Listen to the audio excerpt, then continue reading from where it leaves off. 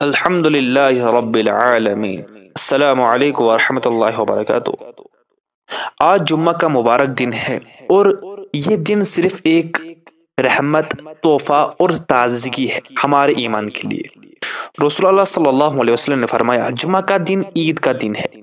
بھائی لوگوں، بہنوں، ہم دنیا کے کام میں اتنے مصروف ہو جاتے ہیں کہ دل تھک جاتا ہے، روح بوجھ ہوتا ہے، مگر جمعہ کا دن آتا ہے اس لیے اللہ ہمارے دل سے بوجھ ہلکا کرے۔ آج کے دن ایک چھوٹا سا عمل آپ کی زندگی بدل سکتا ہے۔ سورہ کہف، درود شریف، تھوڑی سی صدقہ اور کسی مظلوم کے لیے دعا۔ اللہ کہتا ہے، مجھے پکارو، میں تمہیں دعا قبول کروں گا۔